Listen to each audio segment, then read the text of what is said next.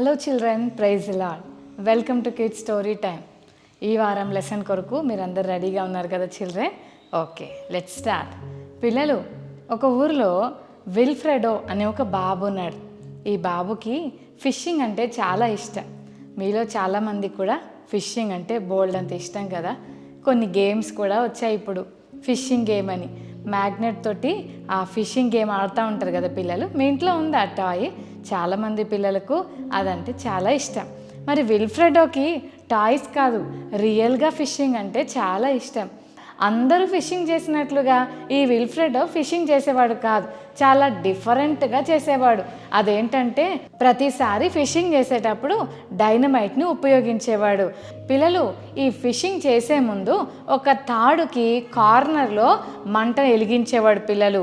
అలా పెట్టిన తర్వాత ఎప్పుడైతే బాంబు ఒక క్షణంలో పేలుతుంది అనగా దాన్ని నీటిలోకి విసిరేసేవాడు. నీటిలో పడిపోయిన ఆ బాంబు అక్కడ ఎక్స్ప్లోడ్ అయినప్పుడు చుట్టుపక్కల ఉన్న చేపలన్నీ కూడా చచ్చిపోయేటి పిల్లలు. చచ్చిపోయిన చేపలు నీటిలో ఉండవు కదా, పైకి తేలుతూ ఉంటాయి కదా. ఆ తేలిపోతున్న ఆ చేపలన్నిటినీ చక్కగా కవర్లో వేసుకొని ఇంట్లో కొన్ని ఇచ్చేవాడు, బయట కొన్ని అమ్ముతుండేవాడు. ఇలా ప్రతిసారి ఫిషింగ్ చేస్తుండేవాడు. అందరూ పాపం చాలా కష్టపడతారు. నేను చూడు ఎంత ఈజీగా ఫిషింగ్ చేస్తున్నానో, ఒక్కసారి ఇలా పట్టేసుకుంటున్నానో చూడు, ఈ ప్రొసీజర్ చాలా బాగుంది కదా అని అనుకున్నాడు. అది ఎంత డేంజరస్ కదా పిల్లలు. భయంకరమైన ఎక్స్ప్లోజివ్ మెటీరియల్స్ అంటే పేలుడు పదార్థాలతో మనం చాలా జాగ్రత్తగా ఉండాలి. అందుకే మనకి ఏదైతే హార్మ్ఫుల్గా ఉంటుందో మమ్మీ డాడీ వాళ్ళు దాని నుండి మనల్ని ఎంత దూరంగా ఉంచాలో అని ప్రయత్నిస్తూ ఉంటారు. అందుకే చాక్ పట్టుకొనివ్వరు, బ్లేడ్ పట్టుకొనివ్వరు, సిజర్ పట్టుకొనివ్వరు, మ్యాచ్ బాక్స్ పట్టుకొనివ్వరు. వీటి వల్ల మనకి హామ్ కలుగుతుంది పిల్లలు, నష్టం కలుగుతుంది. అందుకని మమ్మీ డాడీ వాళ్ళు ఏదైనా వద్దు అన్నారంటే ఇమ్మీడియట్గా మనం ఆ విషయంలో ఆగిపోవాలి. అదే మనకు సేఫ్ పిల్లలు. ఓకేనా? అయితే ఈ విల్ఫ్రెడోకి డైనమైట్తో ఫిషింగ్ చేయడం చాలా ఈజీ అయిపోయింది. ప్రతిరోజు అలాగే చేస్తున్నాడు. చాలాసార్లు మరి విల్ఫ్రెడోకు వాళ్ళ మమ్మీ డాడీ సండే స్కూల్కి తీసుకెళ్ళటం, దేవుని మందిరానికి తీసుకెళ్ళటం, దేవుని వాక్యాన్ని వినిపించాలని ఎంత ట్రై చేసినా ఊరుకో మమ్మీ, నాకు చర్చ్ వద్దు, నాకు సండే స్కూల్ అంటే ఇంట్రెస్ట్ లేదు, ఎవరింటారు మమ్మీ ఆ లెసన్స్ అన్నీ, నేను అసలు అయినా నాకు బోరింగ్ చర్చ్ అంటే అని చర్చికి రావడానికి ఇష్టపడేవాడు కాదు. మమ్మీ డాడీ కూర్చొని అందరం ఫ్యామిలీ ప్రేయర్ చేసుకుందాం రండి అని ఎంత పిలిచినా రావటానికి కూడా ఇష్టపడేవాడు కాదు పిల్లలు. ఎన్నిసార్లు సండే స్కూల్ టీచర్ నానా నీ హృదయాన్ని యేసయ్యకి ఇవ్వని ఎన్నిసార్లు చెప్పినా కూడా అసలు కేరే చేయలేదు. విల్ఫ్రెడోకు ఫిషింగ్ అంటే ఇష్టం అంతే, కానీ యేసయ్య అంటే ఇష్టం లేదు. యేసయ్య గురించి ఆలోచించలేదు, యేసయ్యకు తన హృదయం ఇవ్వలేదు. ఎన్నో ఆపర్చునిటీస్ విల్ఫ్రెడోకి వచ్చాయి, కానీ ఎన్నిసార్లు దేవుడు అతనితో మాట్లాడినా అస్సలు లెక్క చేయట్లేదు. చెల్లి తమ్ముడు, యేసయ్య మాటలు వినే అవకాశాలు నీకు కూడా బోల్డెన్ వచ్చాయి కదా. సండే స్కూల్లో చాలా లెసన్స్ వింటున్నావు, మరి మమ్మీ డాడీ నీకు బోల్డెన్ని లెసన్స్ చెప్తున్నారు. నువ్వు దేవుని మాటకు లోబడుతున్నావా? జీసస్కి నీ హృదయాన్ని ఇచ్చావా? ఈ విల్ఫ్రెడో ఎంత నిర్లక్ష్యం చేశాడో. మనం అలా చేయకూడదు పిల్లలు. యేసు ప్రభువును మన హృదయంలోకి చేర్చుకుంటే గొప్ప సంతోషాన్ని యేసే మనకి ఇస్తాడు. అయితే ఈ విల్ఫ్రెడ్ ఒకరోజు ఏం చేశాడంటే మార్నింగ్ లేచి యాజ్ యూజువల్గా ఫిషింగ్ చేయడానికి ఆ డైనమైట్ని పట్టుకొని వెళ్తూ ఉన్నాడు. వెళ్ళి ఆ ఫిషింగ్ చేయడానికి అందులో వేయడానికి ముందు ఆ మ్యాచ్ బాక్స్ తీసుకొని మంట వెలిగించాడు పిల్లలు. ఇక దాన్ని తీసుకెళ్ళి వాటర్లో పడేసే టైంలో ఒక్కసారి ఆ డైనమైట్ నీళ్ళల్లో పడకముందే పేలిపోయింది. దానివల్ల ఒక పెద్ద సౌండ్ వచ్చింది పిల్లలు. డమాల్ మన ఒక సౌండ్ వచ్చింది. ఆ సౌండ్ రాగానే మరి విల్ఫ్రెడోకు భయంకరమైన గాయాలైపోయినాయి. అతని రైట్ హ్యాండ్, అతని రైట్ ఐ ఏం కనిపించట్లేదు, రక్తం కారిపోతూ ఉంది.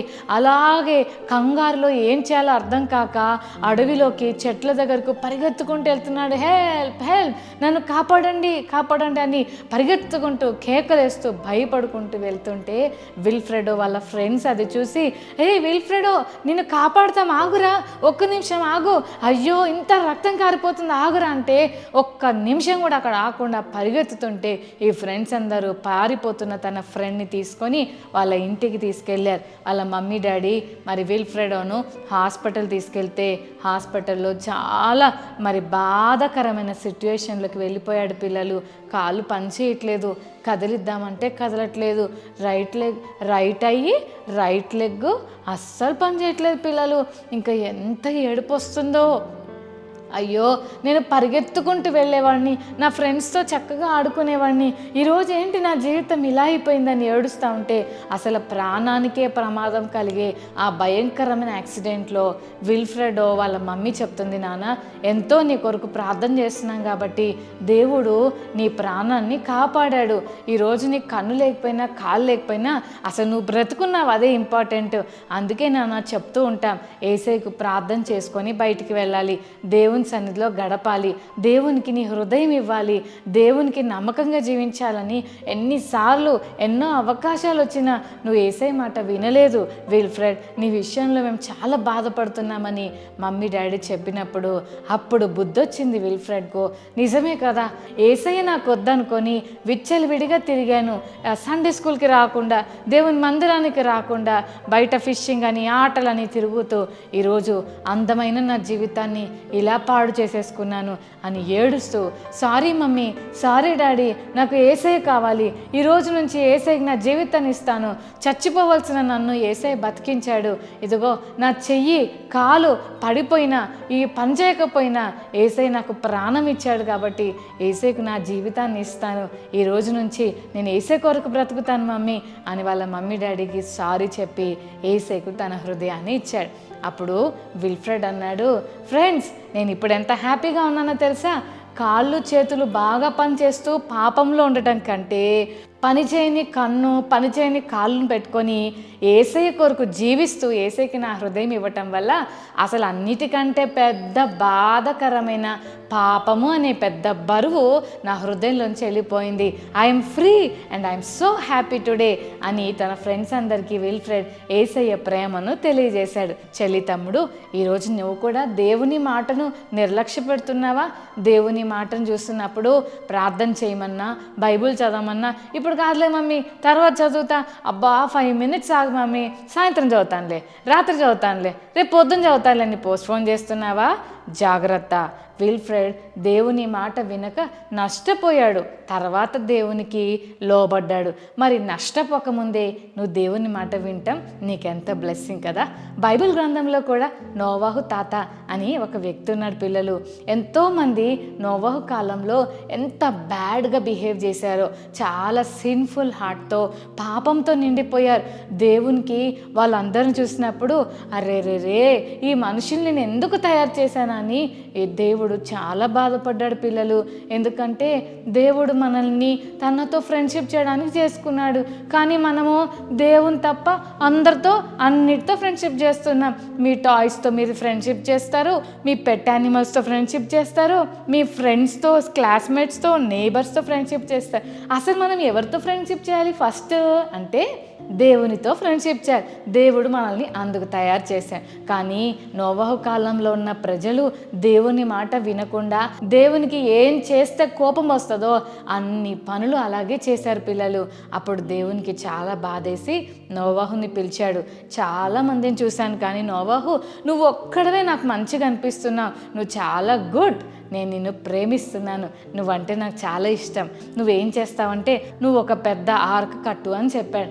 దేవుని మాటకు లోబడి నోవాహు వాళ్ళ భార్య, వాళ్ళ 3 కొడుకులు, వాళ్ళ 3 కోడళ్ళు అందరూ కలిసి మరి చాలా రోజులు కష్టపడి ఒక పెద్ద ఆర్క్ కడతారు. పిల్లలు ఎంతమంది ప్రజలకు నోవాహు తాత చెప్తుంటాడు, అయ్యలారా మారండి, వద్దు ఆ పాపాన్ని విడిచిపెట్టండి, దేవుడు మనల్ని పిలుస్తున్నాడు, ఈ ఆర్కులోకి రమ్మని పిలుస్తున్నాడు.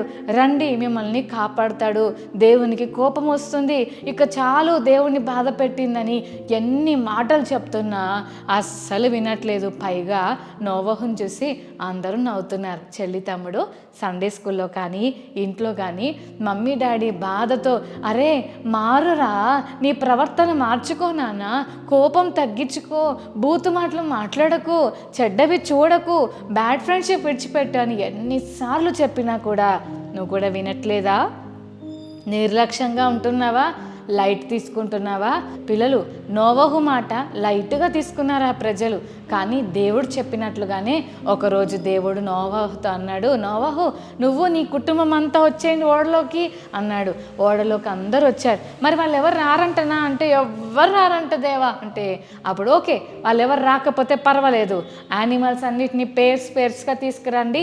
ఎలిఫెంట్స్ని, జిరాఫీస్ని, జీబ్రాస్ను, డాంకీస్ను, మంకీస్ను, క్రొకొడైల్స్ను, ఫిషెస్, క్యాట్లు, అలాగే పీకాక్స్, ర్యాబిట్స్, అలా పేరుగా తీసుకురామంటే అన్నిటినీ తెచ్చి ఓడలోకి తీసుకెళ్ళగానే కావాల్సిన ఫుడ్ అంతా తీసుకొని ఓడలోకి అందరు వెళ్ళిపోయాక దేవుడే ఓడ డోర్ను క్లోజ్ చేసేసాడు. ఇంకెవ్వరు ఆ ఓడలోనికి రావటానికి వీలే లేదు పిల్లలు.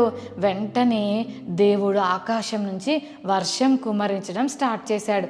అందాక నోవహు కుటుంబాన్ని, ఆ నోవహు తీసుకొస్తున్న యానిమల్స్ని చూసి ప్రజలందరూ నవ్వుకుంటూ, ఎంత ఫులిష్ నోవా, ఎంత పిచ్చోడు నోవా, నిజంగా తెలివి ఉండాలి, సముద్రం దగ్గర లేడు కానీ పెద్ద ఈ భూమి మీద ఆరిపోయిన ఈ నేల మీద వర్షం వస్తుందంట, అందరూ మునిగిపోతారంట, అందరూ చచ్చిపోతారంట, ఎలా చెప్తున్నాడో చూడు, ఇప్పుడు పెద్ద ఓడలోకి వెళ్తున్నాడు, ఇప్పుడు ఏం చేస్తాడో చూద్దాం అని అందరు నవ్వుకుంటున్నారు.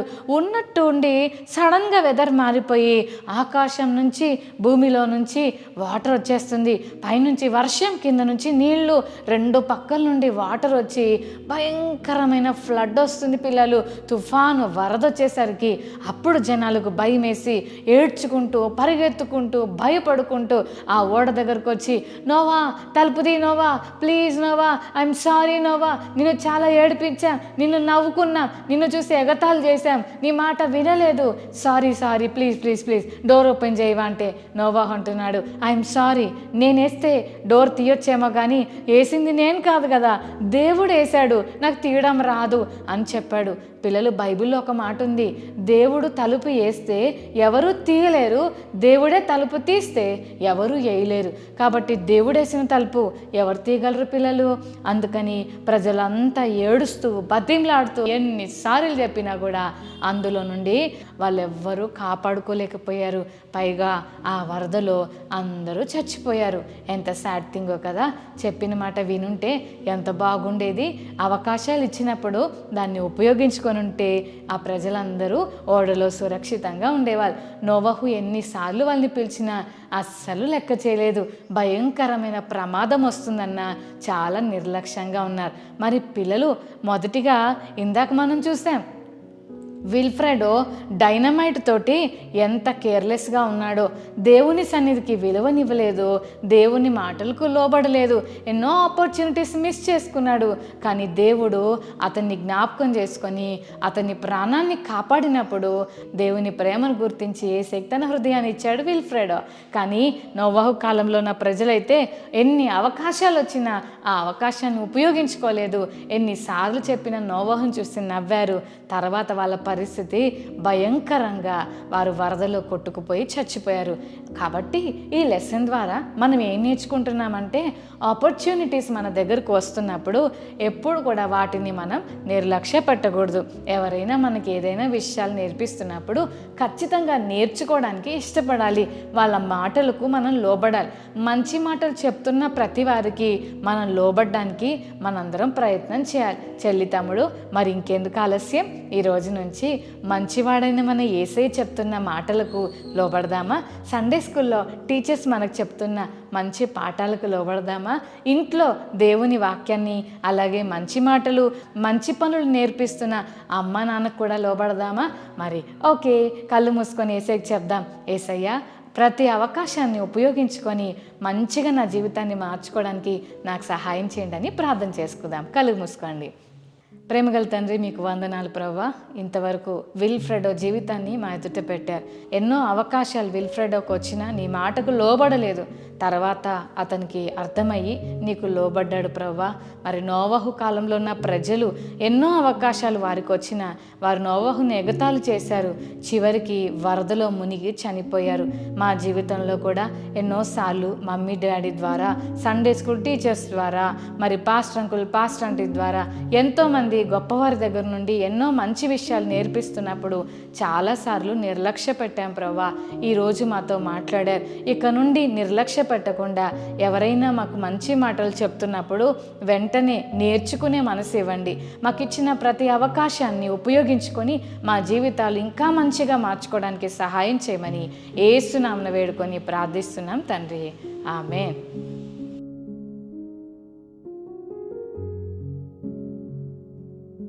ఓకే చిల్డ్రన్, మరి ఈరోజు మెమరీ వర్స్ నేర్చుకుందామా? హెబ్రీ 2:3. ఇంత గొప్ప రక్షణను మనము నిర్లక్ష్యము చేసిన ఎడల ఎలాగూ తప్పించుకొందుము. మరొకసారి నేర్చుకుందామా? హెబ్రీ 2:3. ఇంత గొప్ప రక్షణను మనం నిర్లక్ష్యము చేసిన ఎడల ఎలాగూ తప్పించుకొందుము. Hebrews 2:3. Okay children, God bless you. Bye.